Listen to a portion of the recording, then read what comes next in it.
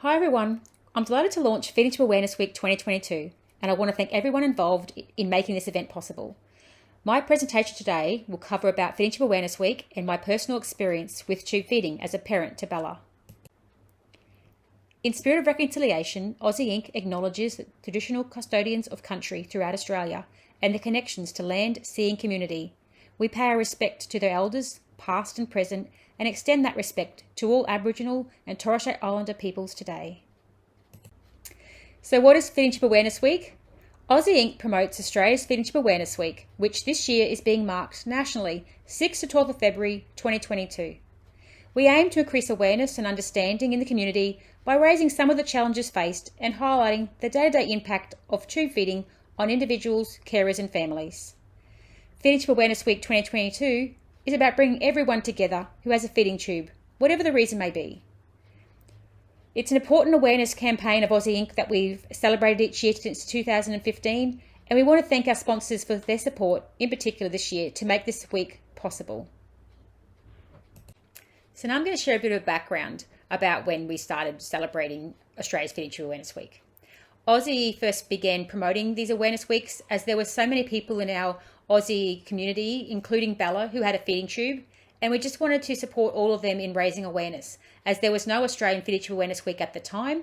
So we decided to start running this, and we openly invited everyone in Australia, no matter the reason for their tube feeding, to unite. And each year, Feeding Tube Awareness Week has just been getting bigger and better, which is so great to see.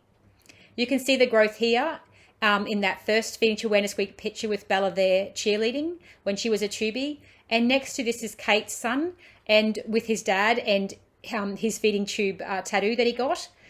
Kate is a part of our ausEE community, and she had started AU Tubies Facebook support group, and we just collaborated for Feeding Tube Awareness Week. Bella designed our current heartbeat logo, which we're still using today, and that just symbolises how a feeding tube can help keep you alive. And also that this awareness week is about raising awareness for and supporting those that we all love and care for who have a feeding tube. It's just been so wonderful to see the Feeding Tube Awareness each year be embraced in Australia and more, and for our community to continue to grow. And we continue to invite partnerships for resource sharing with other disability and patient advocacy organisations, so we can all come together with this common goal to raise awareness and support for people with feeding tubes. This year is extra special because we're launching our first Feeding Tube Awareness Week virtual education program, which this video is from. I feel like this Feeding Tube Awareness Week is set to be our biggest yet with the exciting addition of this program. And we want to give special thanks to all the presenters who volunteered their time to be part of this and put together their presentations for us. This week you'll be hearing a lot more information about tube feeding from specialists in the field and those with lived experience. And it's important to note that all information being shared is just for general information and support purposes only. So if anything does raise questions for you, it's really important you discuss it with your doctor or specialist. So thanks everyone for joining us this week, and I hope you enjoy following along. So I just want to share a bit about who ausEE Inc. is. Founded in 2009, ausEE Inc. is Australia's peak national support and patient advocacy organisation representing Australians living with an eosinophilic gastrointestinal disorder, or EGID for short. Our mission is to improve the lives of those affected by eosinophilic diseases through providing support, evidence-based information, resources, advocacy, and by campaigning to raise awareness and funds for further research in Australia. Why do we raise awareness for tube feeding?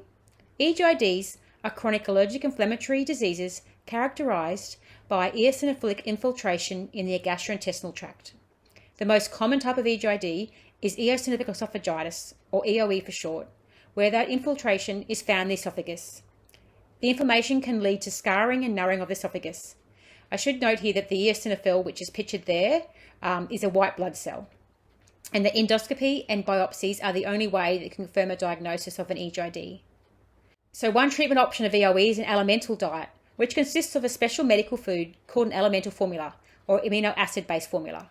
Some individuals need a feeding tube to ensure they are getting enough of the formula, or to give the esophagus a rest, or for people who may have failed to thrive. We invite you to visit our website to learn more about ausEE and EGIDs here. So what is tube feeding? Tube feeding, also called enteral nutrition, is a way food and drink can get into the body if a person is unable to eat or drink enough. Food in liquid form, formula, fluids, and medicine can be given through a tube into the stomach or small intestine. There are different types of tubes, and they include nasogastric tube, a nasojejunal tube, gastrostomy tube, which could be a PEG, or a low-profile device button, either balloon or non-balloon type, a geogenostomy tube, or a gastrogeogenostomy tube. There are many reasons why babies, children, adults may require a feeding tube. The Feeding Tube Awareness Foundation in the US provides a list on their website of medical conditions that may require tube feeding. Their conditions are varied and many of them aren't visible. Their website is also a great resource for the tube feeding community, and we invite you to check it out there. Feeding Tube Awareness Week was actually first created in the United States by the Feeding Tube Awareness Foundation, and we both share that goal to increase awareness of feeding tubes and enteral feeding. Now I'm going to share some of our tube feeding journey and some reflection from that, and I've got Bella joining me to do that.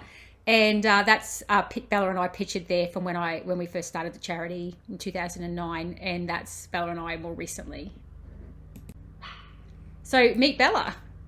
She was born in 2003, and at 4 months old, she just began to what they called fail to thrive, and that's just started our long journey to finances. In 2005, when she was then 18 months old, she had an endoscopy and she was diagnosed with EOE. You can find out more about the EOE journey for Bella because I shared that last year in our virtual show. So there's a link there if you want to check that out. So after the diagnosis, Bella was prescribed elemental formula, which she would drink orally. She was also diagnosed with multiple food allergies, at risk of anaphylaxis after experiencing reactions, and she still has them today. So Bella, what are you allergic to now? I'm anaphylactic to milk, egg, fish, and chicken. Yeah. So through those years, those have changed, and also through all those years, she did continue to struggle with insufficient formula intake and food avoidance due to trauma around eating and EOE. And the talk would be often on the table about whether we would put a feeding tube in or not. Years later, she was also diagnosed with ARFID, which is avoidant restrictive food intake disorder. So it was quite a struggle through the school years, particularly with the lack of energy to participate in school plus the after school activities. Then in 2011, the big decision was made for Bella to get a feeding tube. And at the time, I wrote a blog, and there's some of our blog posts there. It's still on our website. And it was just to help me through the process. And it was with the goal to help other parents going through similar decisions, because it really was a decision that we found very difficult one to make. And we felt very isolated and just lack of information about it. Bella could drink the formula, and she was drinking it, but she just didn't have enough. So that started sort of my passion, I guess, also to share feeding tube awareness and information sharing. And here's an extract there, which Bella will read from what she posted back when we started the blog. So it says, I am Bella and I am 7 years old and I'm about to have a TT, which means tummy tube. I'll get the TT just before I go back to school and I'm going to be in grade 2. I said I would have a TT because I am tired of feeling sick and I want to be healthy. And you did call her TT just until you got it, and then you were like, no, it's called a... I think what it didn't last very long. She called it her button. The NG tube stage was actually skipped for Bella, as given the complexity of Bella's EOE journey, we knew it would be needed long term, but we did also know it wasn't going to be indefinitely. We just weren't sure how long she'd need it for. So Bella actually ended up also skipping the PEG stage too, and she went straight to having a low profile barred button, non-balloon, laparoscopically inserted. They couldn't put a PEG in via endoscope because her stomach was under her rib cage and the positioning meant it wasn't possible. It was actually really quite a challenging time because we'd already made the decision to get a feeding tube, and then she was all ready for the surgery, which was really difficult for all of us mentally. And then she had the surgery and they couldn't put it in the end because of the placement there. So we had to then wait quite a few months to be able to have it surgically in place. And it did turn out to be a blessing, however, though, because while it was a bigger recovery time having laparoscopic surgery, we didn't have to go through the PEG, so she got straight to a low-profile device. She would then have to have yearly button changes, and she did this via endoscopy that she was having anyway for part of her EOE monitoring. When I was reading back at the blog, it actually made me quite teary, and then I found this bit that Bella and I had written, and that bit did make me smile, so Bella's going to read it now. Tube feeding is not as scary as we thought it would be. It feels great to have energy all day long. A new swimsuit is a good encouragement before swimming for the first time with a button. Buttons can make a lot of gunk and use a lot of cotton buds to clean. Buttons make weird noises and smells sometimes. If a pump breaks down, it is sure to happen in the middle of the night and before a weekend. Yeah, I remember that, but we were lucky that Nutrition did deliver a pump on the Monday, but yeah, it was a hard weekend. And one of life's new mysteries, how does stray hair manage to keep getting itself wrapped around my button? And you can read more about the blog. We've got it on our Feeding Tube Awareness website there. When she started using the tube, I actually had commented it was the first day of the rest of our lives, because it really was an amazing relief after she struggled for so long. She actually put on 8 kilos in the first year of having her tube. It improved our whole family unit, and we just only wish we hadn't put it off as long as we had, as the difference in her energy levels and stamina for school and fun activities was remarkable, and she was finally thriving. And pictured here is also Olivia, who's my youngest and Bella's sister. And she made this adorable little feeding tube when she was younger, of a little pump with one of her collectible dolls. And Olivia was always such a great support to Bella when she had the feeding tube, and even now she's very dedicated to helping with our charity work and the Feeding Tube Awareness Week. In particular, she's done some work with some video editing, as does Bella, does her charity work with ausEE. So I'm very proud of both my girls, as you can see. So over the nearly 4 years that Bella did have her tube, though, there was constant changes with what worked best to manage her tube feeds at school, and as she was eating foods as well, was trying to get that balance right at home. Consistently through that time, she was pretty much fed 10 hours overnight through pump feeds.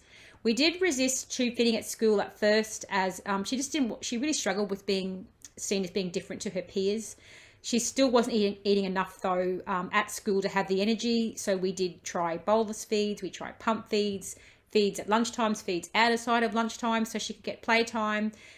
We worked continually with the school nurse and aides to try to limit the impact on her school work and friendships, the anxiety, self-esteem issues and everything like that. Through these 4 years she had the tube, it was about 90% of nutrition through the tube. So really important we work with her dietitian as well through this time. So now I'm going to skip to the tube weaning part of her journey. And with the energy that she now had from being tube fed, she'd actually started cheerleading. And the love of this sport and competitions, it motivated her to start tube weaning. She was cheerleading while she had a feeding tube, but 11-year-old, was on her last year before starting high school. We'd already had that goal to try to get the tube out before high school started. And that starting cheerleading and loving that sport so much, being a flyer, she wanted to be able to work up all the levels, and we were concerned some of the safety aspects with some of the stunts she wanted to do. So that is one of Bella's photos there when she was like age 10, when she still had the feeding tube. And then a photo a few years later, after she had the tube removed, she did cheerleading for quite a few years afterwards and loved it at the time. And it really, we always say that's what helped her to get that tube out. So it was in 2015 then that she was 11 and she had her feeding tube removed laparoscopically by the same surgeon who actually had inserted it 4 years before. She was still managing, she still is managing, multiple food allergies, EOE and comorbidities. At the time, after getting removed, she did try a period of time of not having any formula, and she soon realised that she really needed that formula to give her the energy to do the things she now loved to do so much, like cheerleading. So she went back to drinking that elemental formula to supplement her diet up until age 14. Now, as an 18-year-old, she doesn't need it anymore. She's doing thriving on her diet.